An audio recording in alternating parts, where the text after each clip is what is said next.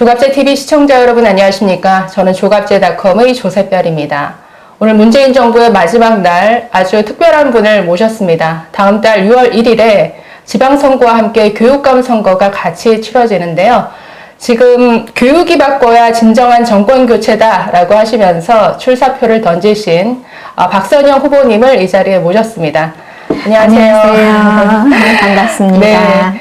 이 며칠 사이 네. 이 교육감 후보 단일화 상황이 좀 급박하게 돌아가고 네. 있는 것 같은데 바쁘신 와중에 이렇게 나와주셔서 너무 감사드립니다. 아유, 불러주셔서 감사합니다. 네.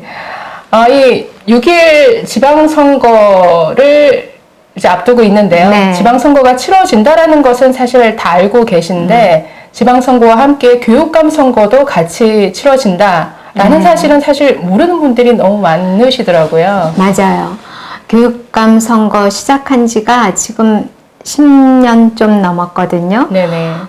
다들 이 지자체 선거할 때 제일 큰 이슈는 서울의 경우엔 서울시장이 누군가, 내가 사는 지역의 구청장이 누군가, 시의원, 구의원, 네. 뭐 이제 이렇게 관심이 있고, 지역에서도 비슷합니다. 도지사, 시장, 뭐 이렇게 해서 내려가다가 교육감도 우리가 뽑았었나? 이렇게들 생각을 하세요. 그리고 교육감은 당이 없거든요. 그렇죠. 그래서 번호도 없어요. 네. 맞아요. 그래서 그 후보가 당의 공천으로 결정되는 게 아니다 보니까 네. 어떻게 보면 상대적인 어떤 관심도에 있어서 지자체, 자치단체장 선거보다는 아주 좀 관심이 떨어져서 오히려 그 후보들의 정책이나 자질보다는 사실 단일화 여부에 따라서 당락이 결정되는 항상 이런 맞습니다. 패턴을 겪어왔습니다. 맞습니다. 그래서 단일화, 그러니까 이게 굉장히 중요할 것 같은데 잠시 후에 제가 여쭤보기로 하고요. 일단은 먼저 소개를 해드려야죠. 잘 아시는 분도 워낙 많이 계시겠지만 그래도 간단하게 프로필을 좀 먼저 빨리 소개해드리도록 하겠습니다. 사실 그 인터뷰를 보시니까 30여 년을 교육자로 살았고 그 이전 12년은 기자로 살았습니다라고 네. 말씀하셨는데 사실 기자, 교육자로만 이렇게 압축해서 말씀하시기에는 프로필이 사실 너무나 깁니다. 이 프로필을 제가 간단하게 좀 소개를 해드리면 네, 먼저 1956년생 네, 맞으신가요? 네, 그렇습니다. 그리고 이화여대에서 법학을 전공하셨고 서울대 대학원에서 법학 박사 학위를 취득하셨습니다. 원래 MBC 기자로 첫 출발을 하셨는데 12년 동안 일하셨고 그 이후에는 법학자로서의 길을 걸으셨더라고요. 그래서 카톨릭대 법학과 교수 또 동국대에서 법학과 교수로 지내셨고 작년까지 동국대에서 그래요. 교수 생활하셨죠. 네. 그래서 정년 퇴임하신 걸로 알고 그렇습니다. 있습니다. 자, 그래서 기자로 또 교육자로 사시면서 여러 한국 헌법학회 부회장이라든가 여러 가지 또 원자력 안전위원회, 국민권익위원회 여러 위원으로 또 활동을 많이 하셨습니다. 원자력 안전위원도 했고 그 위에 있는 대통령 네. 직속의 원자력 위원도 해서 사실은 제가 원자력에도 관여를 많이 했었죠. 정말 다양한 분야에 일하셔서 그리고 2008년 제18대 국회의원으로 또 일을 하셨습니다. 이때 외교통상통일위원회 소속 위원으로 활동을 하시면서 또 당에서는 정책위원회 의장까지 맡으셔서 정책 관련해서도 많이 일을 하셨을 것 같아요. 정책 수립이나 이런 쪽으로. 사실 우리나라가 이제 정치가 너무 부박하잖아요. 네네. 사실은 역사도 그렇게 오래되지 않았죠. 우리 한 70년 좀 넘었죠. 의회 구성해서 한 지가.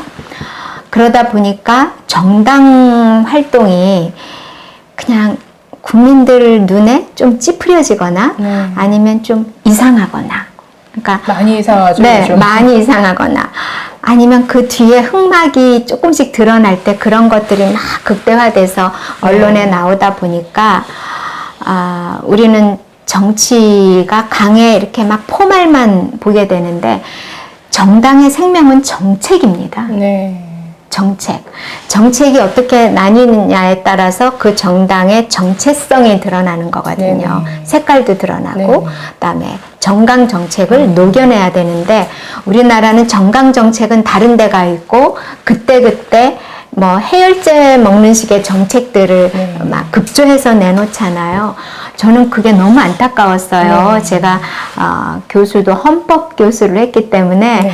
의회의 뭐 특징, 의회의 역할 이런 것들을 가르치면서 내가 국회의원이 됐는데 이거 좀 정책으로 승부를 해보자. 네.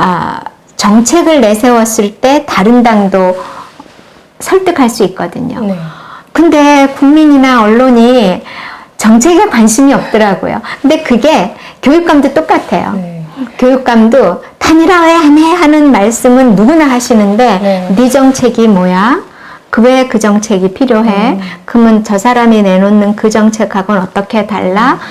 이런 질문은 기자들도 안 하세요. 그래서 우리가 아직도 좀 안정된 사회, 네. 그러니까 안전이 아니라 안정된 사회로 가려면 이렇게 바깥에 포말이 있는 물거품을 볼 것이 아니라 도도하게 흐르는 물줄기를 좀 봐야 되지 않을까 하는 생각을 하면서 어제 오늘도 그렇습니다. 네, 참 이상 좀 바라는 반대 뭔가 정책으로 서로 경쟁하고 정책으로 좀 국민의 판단을 받는 이런 정치 참 아직은 왜 이렇게 유연해 보이는지. 네. 자, 어쨌든 이때의 경험이 그래도 교육감으로서 또 교육 정책을 만드는 데 있어서도 굉장히 도움이 많이 되셨을 것 같아요.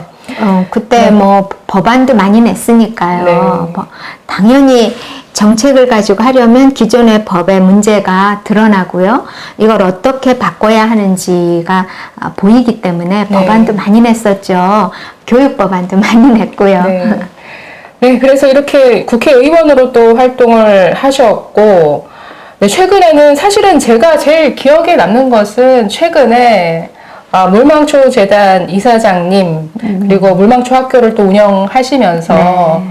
사실 너무 많이 이슈가 된 활동들을 참 많이 하셨습니다. 2020년 7월에 정말 역사적인 판결이 있었죠. 네. 김정은을 상대로 네. 국군 포로 생존자들이 손해배상 청구를 해서 승소를 하는, 그래서 북한에 대한 우리나라의 어떤 재판권을 인정한 첫 사례였는데 아주 역사적인 판결을 그 사건을 추진하는 데 있어서 주역이십니다. 그래서 사실 그 판결 현장에 저도 있었기 때문에 그때의 뭔가 아주 희열 같은 게 사실 저도 생생하게 전해졌었는데, 최근에 그런 국군 포로 송환 문제, 북한 인권 문제, 또 종전선언과 관련한 여러 비판 성명들, 이런 외교 안보 분야, 북한 인권 부분에 있어서 참 활동을 많이 해오셨어요. 제가 이제 상임위원회가 국회에 있을 때 상임위원회가 외교, 통상, 통일 이 세 가지였어요. 그러니까 당연히 이제 국제적인 문제, 우리나라의 국익과 관련된 거, 그죠? 외교, 통상, 통일이니까요. 네네. 근데 제 전공이 헌법이잖아요. 헌법의 반이 인권이거든요. 저는 헌법 선생님들이 북한 인권에 대해서 얘기 안 하시는 게 정말 이해가 안 되거든요. 그런데 아까 말씀하셨던 김정은을 상대로 국군포로 어르신들과 함께 소송을 내서 승소한 그날은 제가 우리 큰아이를 낳았을 때 그 기쁨? 네. 그 다음에 기쁨이었던 네. 것 같아요. 정말 승소를 딱 재판관이 딱 선언을 하는데 법정에서는 조용해야 돼요. 근데 저도 모르게 감사합니다 소리가 네. 그냥 막 그 조건반사도 아닌 막 그 정말 저절로 그 소리가 나오는데 순간 법정이지 하고 숨을 들이셨는데 그 정도로 희열이었습니다. 그 당시 법정 안에 저도 있었는데 모두가 와 소리 지르고 네, 박수를 쳤죠. 제가 네. 감사합니다 했더니 네. 막 박수를 쳤고 재판장도 정리도 그 외 네. 안에 있는 그 정리도 제재를 안 하더라고요. 그 정말 역사적인 그렇죠. 판결이고 세기적인 판결이었죠. 네. 지금 뭐 현재 그 판결을 이제 바탕으로 해서 여러 가지 뭐 경문협을 상대로 실질적인 손해배상 청구 이런 것들을 정리하고 계신데, 오늘은 어쨌든 교육감 선거와 관련해서 오셨기 때문에 다음에 기회를 좀 아껴두겠습니다. 네, 네. 저 어쨌든 외교 안보, 북한 인권 또 교육자로서 여러 이제 활동을 해 오시다가 2018년에 이어서 두 번째로 이제 네. 교육감 선거에 또 출사표를 던지셨거든요. 네. 어떻던가요? 이런 뭐 외교 안보, 북한 인권 분야와 교육 뭔가 좀 연관성이 없다라고 생각하실 분도 혹시 있으실 것 같은데, 네. 우리 교육은요, 교육을 받는 학생들의 경우에는 교육을 받아야 하는 수혜자거든요. 네네. 근데 단순한 수혜자가 아니라 국민으로서 마땅히 받아야 할 권리이자 의무예요. 네네. 왜냐하면 우리 헌법이 그 학생의 부모나 또는 보호자는 반드시 자녀에게 교육을 받게 할 의무가 있다예요. 네. 그래서 교육의 권리가 아니라 교육을 받게 할 의무예요. 그래서 학생들은 그렇고요. 부모들은 자녀 학습권을 갖습니다. 학생이 미성년자잖아요. 요즘은 이제 민법이 바뀌어서 고3이 미성년자 아닌 경우도 한 60%는 되는데 어쨌든 미성년자가 대부분이죠. 미성년자들은 누군가의 보호를 받아야 하기 때문에 학부모와 또는 보육자, 보호자의 의무를 부과시키는 거고요. 그런가 하면 선생님들은 교육권을 가지고 있잖아요. 그죠? 강의를 해야 되는 교육 환경을 보장받을 권리가 있고, 학교는 우리가 공립학교도 있지만 사립학교도 있고요. 그래서 사립학교 같은 경우는 설립 목적이 있을 거 아니에요. 우리 뭐 오산학교라든지 뭐 배제학당이라든지 이화학당이라든지 옛날부터 있었던 대한민국의 공교육이 생기기 전부터 사립학교들이 존재해서 오늘날의 대한민국을 이끌어 왔는데 언제 만들어졌던, 누가 만들었던 또는 왜 만들었던 그 설립 목적에 부합하는 학교를 운영하고 만들어갈 의무도 있는 거거든요. 네. 그리고 학교에 그게 이제 우리가 자율성이라고 하는데 그 헌법이 보장하고 있어요. 대학만이 아니라 초중고도 그런 자율성은 가져야 되는데, 제가 헌법학자로서 보면 대한민국 교육은 전반적으로 다 학생의 관점에서 보나 학부모 관점에서 보나 교사 관점에서 보나 학교를 운영하는 운영자, 교육 운영자의 관점에서 보나 전부 다 문제투성인 거예요. 위헌적인 거예요. 반헌법적인 거예요. 그래서 이거는 안 되겠다라는 생각을 했고, 사실은 제가 저희 외할아버지가 외정시대 때부터, 일제시대 때부터 교장선생님이셨습니다. 네, 장학사셨고, 네. 그런데도 굉장히 존경받는 분이셔서, 보통 뭐 어떤 사람들이 내는 거 있잖아요. 친일 무슨 명부 뭐 이런 거 있잖아요. 그 기준이 아마 교감 이상일 거예요. 근데 교장을 하셨는데도 명부에 안 올라갈 정도로 정말 교육자다운 면모를 가지셨던 분이고, 또 어떻게 보면 올라가실 수도 있었을 텐데 6.25 때 총살을 당하셨거든요. 그러니까 납북 해가려고 온 사람들을 막 야단을 치니까 막 그냥 이렇게 총을 쏴서 돌아가셨기 때문에 좌파들이 보기에는 정말 적폐스러운 사람일 텐데, 아무튼 저희 외할아버님이 이제 그런 분이 교육자셨고 교장선생님이셨고, 저희 어머니가 교사였습니다. 그러셨구나. 네. 그리고 저도 이제 평생 직업이 30년을 교수로 있었기 때문에 제 피 속에는 교육이 흐르고 있다고 보시면 되고요. 물망초를 많이 아시지만 물망초 학교를 제가 만들어서 운영을 했었고, 그 물망초 학교는 21세기 교육 방식으로 했어요.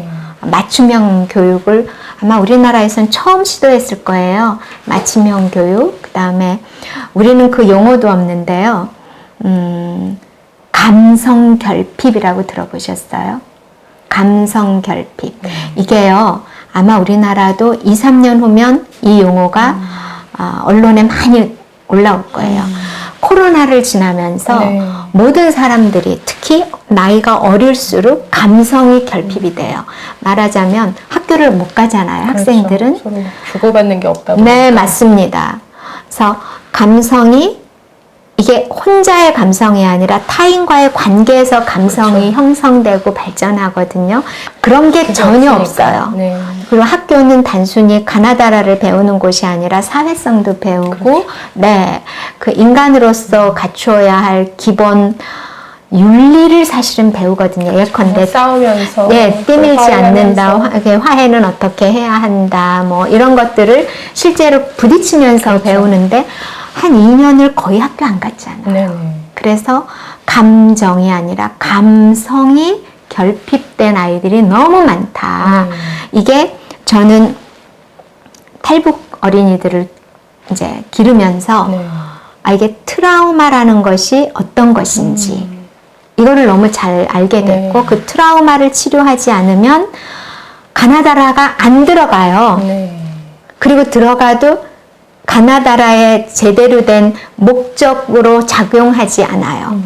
코로나를 겪으면서 감성 결핍을 치료하지 않으면 수업 자체가 안 되는구나. 그 다음에 서로 간의 인간관계 형성이 안 되는구나 하는 거를 이제 2, 3년 정도 지나면 네.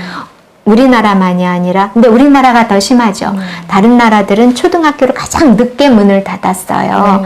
그런 사회와 우리 사회를 보면, 아까 제가 우리 사회가 참 부박하다라는 말씀을 드렸는데, 그런 것들이 앞으로는 좀 고쳐지면 어떨까? 네. 그러면 우리 사회가 좀 더 안정화되지 않을까? 이런 생각을 합니다. 지금 물망초 학교를 운영하시면서 여러 현장에서의 실질적인 어떤 교육 경험들, 그러니까 이걸 가지고 지금 어쨌든 이 부분도 상당히 어떤 교육감으로서 뭔가 정책을 만들고 하는 데 있어서도 굉장히 도움이 많이 되셨을 것 같은데. 그럼요. 그러니까 네. 제 정책은 다른 분하고 완전히 달라요. 네. 거기다 저는 워킹맘이잖아요. 경험에서 나오는 워킹맘. 그런 정책. 사실, 워킹맘들이 아이 키우기가 그렇죠. 너무너무 힘든 네. 시대가 됐어요. 이 교육 정책이라는 게 뭐 사실 출산율 저하하고도 아주 그렇습니다. 뭐 밀접하게 이렇게 연결된 문제여서 네. 사실 그런 관점에서 이 교육 정책을 바라보는 것도 굉장히 중요할 것 그러니까요. 같아요. 그러니까 우리 지금 남자분들이 다고 여자는 저 하나인데 유치원비가 얼마인지 아세요? 하면 대답을 못 하세요. 네. 그러니까 뭐 교육 철학이 어떻고 뭐 이런 얘기는 또 하세요. 루소가 어떻고 네. 뭐 파스칼이 어떻고 이런 얘기는 하시는데 그거는 구름 위에 떠 있는 것이고 네. 지금 21세기에 루소 얘기하면 어쩌자는 거예요. 네. 근데 정말 무엇이 가장 문제인가? 네. 왜 결혼을 안 하고 아이를 안 낳으려고 하는가? 왜 일반 유치원 안 보내고 엄마들이 그 비싼 영어 유치원을 보내려고 하는가? 말은 유치원이지만 유치원이 아니고 학원이거든요. 영어 네. 유치원이. 네.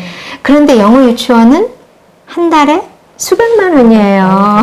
싼 게 180, 150 이렇고 비싼 거는 300만 원이 훌쩍 넘어가고 그걸 말이 됩니까?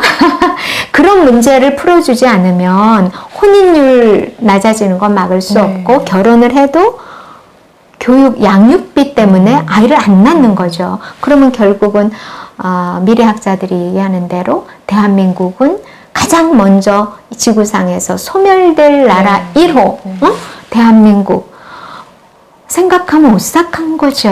네, 사실 우리 아이들의 미래와 연결된 거고 아이들의 미래면 곧 대한민국의 미래인데 그런데 참 안타깝게도 지난 8년간 이 좌파 교육감 조희연이 지금 8년간 어떻게 보면 망쳐놓은 이 교육 현장이었는데 반헌법적이라고 표현을 하셨어요. 그런데 또다시 이제 출사표를 던졌습니다. 그래서 지금 3선에 도전한다라고 하는데 참 안타깝게도 뭐 2014년, 18년 사실은 그 뭐 보수로 분류되는 후보들의 그 득표율을 합치면 항상 조희연보다 넘어섰는데 이게 참 교육감 선거가 어떤 후보의 자질이나 어떤 정책보다는 정말 이 단일화 변수에 따라서 모든 게 결정이 되다 보니까 지금 이번에도 정말 이번만큼은 조희연이 되면 안 되지 않겠느냐. 그래서 반드시 단일화가 이루어져야 된다라는 목소리가 많거든요. 네.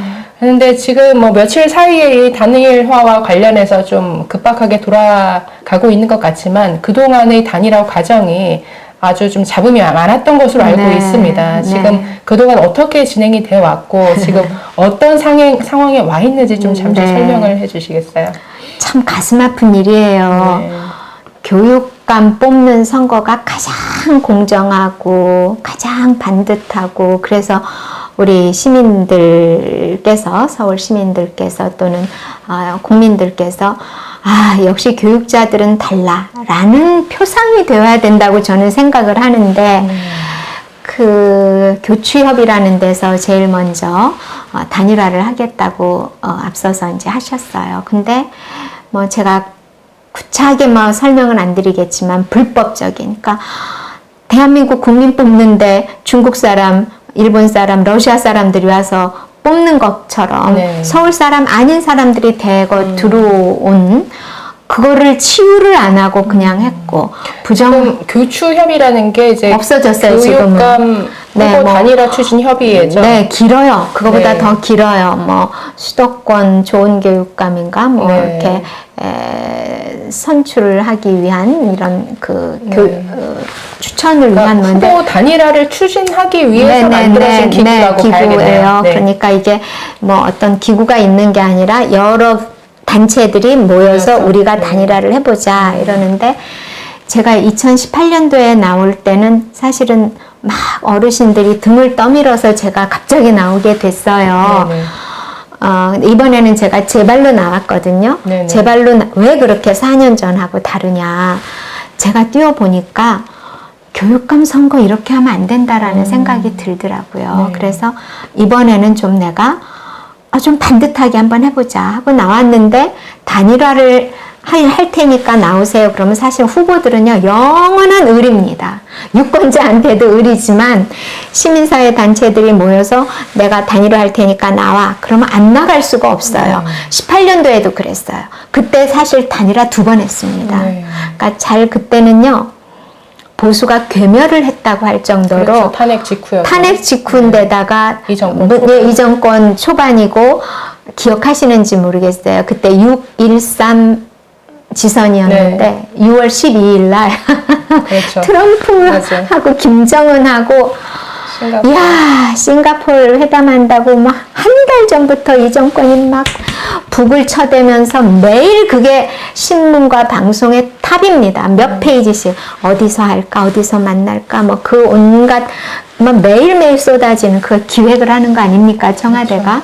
그래서 다른 언론들이 다 놀아나가지고 그러는 사이에 했기 때문에 참 기울어진 정도가 아니라 직각으로 굽은 그런 선거였지요. 네. 그래도 제가 36%를 받았는데 그때 제가 보수 단일 후보였어요. 근데 중도라고 표방하면서 나온 사람이 끝까지 단일화를 안 하니까 그 당시 조영달 후보였죠. 지금도. 지금도 또 나와 있는데 지금은 보수라고 또 나오셨어요.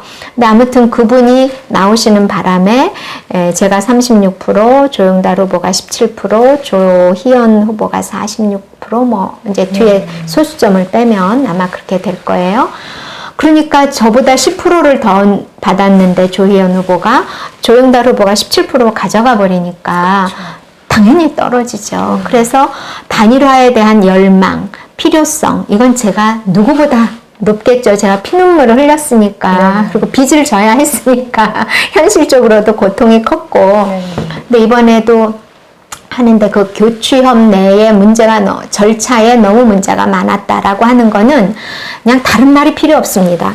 그 단체 대표들이 7분이 계셨는데 이 7분 중에 5분이 공개 성명서를 내셨어요. 자기네 절차에 문제가 많았다. 그리고 교추협은 이미 3월 30일자로 끝났다. 네. 이제 해산이 됐다. 네. 그러니까 더 이상 교추협이라는 단어를 쓰지 마라. 이렇게 성명을 내셨는데 거기에 동조하지 않은 2분이 이제 뭐 계속 문제를 제기를 하고 계시지만 어제죠. 어제 아침 9시에 이주호 후보하고 저하고 조전혁 후보하고 셋이서 만나서 재단일화. 그러니까 재단일화라는 단어도 좀 그렇죠. 단일화를 하겠다 이렇게 했어요. 지금 논의가 되고 있는 후보들을 설명을 드리면 박선영 후보님 그리고 조전혁 후보 네. 그리고 이주호 후보가 단일화를 요구하면서 이제 단식 투쟁을 하고 하셨는데 어제로 사퇴를 하셨고 사퇴를 선언을 하셨고 그리고 이 조영달이라는 분은 2014년에는 뭐 진보 진영으로 나와셨다. 아니, 오르내리셨죠? 네, 진보 진영 후보로 거론이 되었던 분이고 2018년에는 또 중도를 또 표방했던 분이고, 그런데 이번 선거에서는 또다시 보수를 표방하고 계신지 참 어느 쪽인지 아리까리한 이런 분인데, 어쨌든 조영달 후보라는 분이 계십니다. 네, 근데 가보셨는지 모르겠는데 교육청 앞에 제가 그저께도 가고 어제도 갔는데 텐트가 오른쪽 왼쪽에 쳐져 있습니다. 네. 저 정말 창피했어요. 교육청 앞에 왼쪽 오른쪽에 조영달 후보 텐트가 2개가 쳐져 있고 네. 그 뒤로 이주호 후보가 단식하는 조그만 텐트, 네. 여기는 빨간색 텐트, 이주호 후보는 파란색 텐트 이렇게 해서 하고 있는데, 어제 기자회견을 하는데 막 기자회견을 못하게 회방하고 큰소리 치고 막 피켓팅하고, 그러니까 기자들이 물어도 묻는 질문이 안 들리고 저희가 대답을 해도 안 들리니까 끝나고 나서 이제 기자들이 아까 하신 말씀이 뭐였죠? 녹음도 제대로 안 돼서 알아들을 수가 없다라고 전화를 할 정도로 기자회견 자체를 방해를 했어요. 회방하는 쪽이 회방을 그러면 했습니다. 조영달 후보 측이라고 조영달 후보는 안 나왔고 네. 그분을 아마 지지하시는 분인지 도우시는 분인지 그거는 모르겠는데 뭐 이런 피켓 들고서 막 소리 지르고 안 들고도 소리 지르고 막 하여튼 그런 일이 있었어요. 그래서 내일 밤에 조전혁 의원하고는 네. 만나기로 약속을 했습니다. 그래서 시간이 없잖아요. 네. 12, 13 이틀이 본 후보 등록일이에요. 네. 그래서 사실 일반인들은 잘 모르시지만 본 후보 등록하려면은요 1000명 이상의 추천인을 받아야 돼요. 네. 근데 그 1000명이 25개 구에 골고루 퍼져 이렇게 다 사시는 분들이어야 돼요. 네. 근데 그 안에 주소 쉽지 않아요. 자필 서명 다 받아서 네. 그 주소도 써야 돼요. 네. 끝까지 네. 몇 동 몇 호까지. 네. 근데 요즘 자기 정보에 대한 그 우려가 굉장히 누출되는 네. 거에 대한 우려들이 높으셔서 웬만하면 안 써주려고 그러십니다. 네. 이게 성관이 용지가 딱 있어요. 성관이 도장이 꽉 찍히고 이렇게 번호가 일렬 번호가 있는 거기다 써야 되는데 내가 쓰려면 윗사람들 것도 내가 다 보여요. 네. 그럼 내 거 쓰면 그 다음에 내 게 또 보일 거 아닙니까? 그래서 저는 아이고 21세기 IT 강국에 살면서 왜 저렇게 옛날식으로 네. 종이에다 꼭 자필 서명하면서 써야 되는지 그게 이해가 안 가요. 네. IT 강국이라면서 들어가서 본인 인증하고 자기가 거기 쓰면 되죠. 네. 쓰거나 아니면 자기 생년월일 주민등록번호 넣으면 사실 다 나와 있잖아요. 네. 내가 동의만 해주면. 그래서 그렇게 하면 누가 썼는지 모르게. 그러니까 지금 여러 명이잖아요. 조전혁 의원, 조영달 의원, 그 다음에 2명이 또 있습니다. 네. 한 분은 윤호상 후보라고 교장선생님 출신이시고요. 한 분은 너무 많아요. 어젠가 그젠가 하셨는데 저는 이분 누군지 네. 몰라요. 그래서 저기 성관위에 들어가니까 무직이라고 나와 있는데 네. 아무튼 교육 경력은 있으니까 아마 네. 등록을 하셨을 텐데 젊으시더라고요. 네. 그분은 제가 한 3일 정도 된 것 같아요. 등록하신 지가. 아직 뵙지도 못했고 성함도 귀에 익지 않은데 이런 5분이 사실은 보수라고 하는 분들한테서 다 받아야 되잖아요. 네. 그러면 우리 조 선생님도 저하고도 인연이 있으시지만 다른 후보들하고도 인연이 있으실 수 있잖아요. 근데 내가 이 사람한테 써주는 게 또 알려지는 게 별로 안 네네. 원하는 네. 거잖아요. 그죠? 네. 그게 사실은 사생활의 자유이기도 하고 네. 양심의 자유이기도 하거든요. 내가 비밀 투표가 보장되잖아요. 네. 내가 누구한테 투표했는지 남한테 공표 안 당할 수 있는 권리죠. 내가 스스로 나 박선영 찍었어 하는 건 문제가 없습니다. 근데 그게 남이 제3자가 알려주는 건 안 되거든요. 근데 어머나 갑순이도 박선영이 추천했네. 그럼 박선영이 찍는다고 생각을 하는 거죠. 근데 지금 막 조전혁 의원하고 뭐 같이 이렇게 단일화 한다는데 내가 거기 사인해 주는 게 왠지 좀 그죠? 단일화 된 다음에 사인해 줄게요. 이러는 분들이 너무 많으세요. 단일화가 된다면 이거 받으러 올 시간이 없습니다.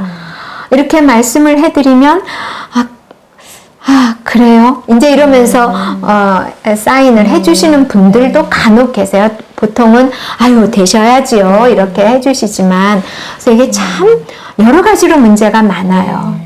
내일 밤에 만나기로 했으니 하루 남는 거예요. 정말 하루 사이에 모든 것들을 다 준비해서 다 갖추어서 후보 등록까지 해야 되는데 어쨌든 참 이 마지막 순간까지 이게 정리되지 못한 채로 와 있는 게 참 안타까운데 어쨌든 뭐 단일화라는 게 항상 그 방식을 가지고도 서로 이견이 있게 마련이죠.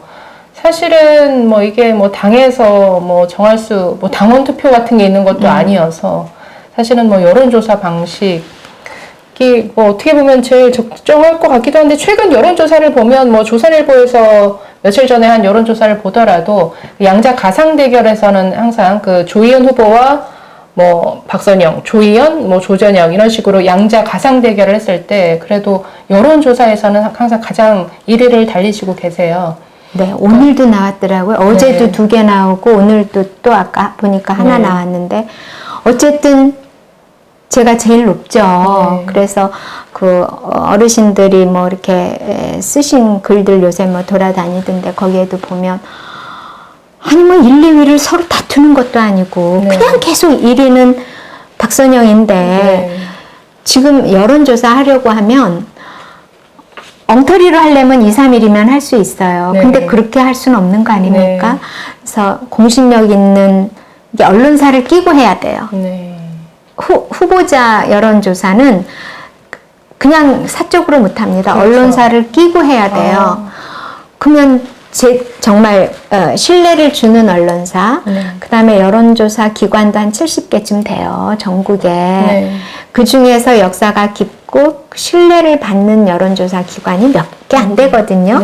거기에다 이제 부탁을 해서 해야 되는데 지금 언제 하나요? 예, 그게 엉터리로 하려면 2, 3일이면 하지만 제대로 하려면 빨라야 일주일 아니면은 2주 가까이를 봐야 됩니다.